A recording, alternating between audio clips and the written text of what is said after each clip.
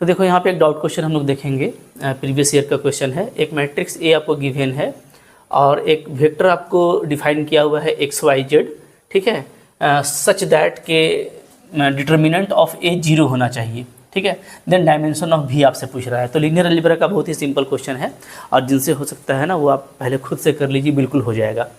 देखो है कुछ नहीं, भी के पास में 3 एलिमेंट है एक्स वाई जेड, ठीक है।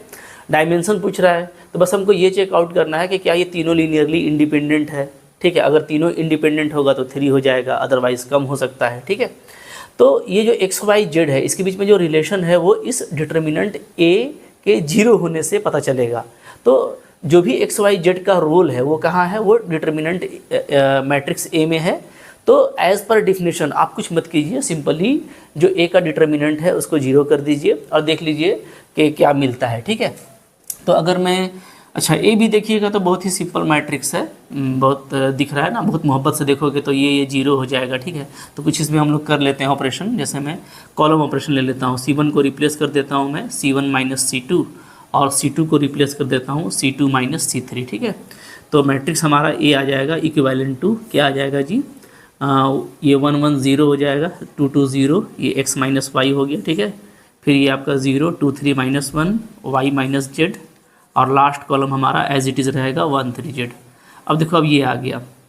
तो अगर हमको इसका डिटर्मिनेंट पे काम करना है तो सिंपली इसका डिटर्मिनेंट ले लेते हैं, ठीक है। तो डिटर्मिनेंट आपको करना है 0, ओके। अगर इसका डिटर्मिनेंट 0 है तो निकालना काफ़ी ईजी है, सिर्फ 1 से काम हो जाएगा। 1 का माइनर क्या होगा जी, तो 1 का माइनर होगा हमारा ओनली एक्स माइनस वाई, ठीक है।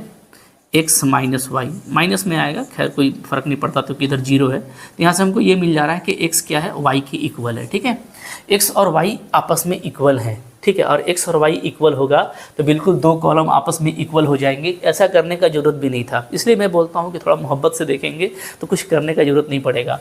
आप अगर प्यार से देखोगे तो x और y अगर इक्वल हो जाए तो दोनों कॉलम इक्वल हो जाएगा और इसका डिटर्मिनेंट खुद ब खुद 0 हो जाएगा, यानी x और y ज़रूर इक्वल है, ठीक है।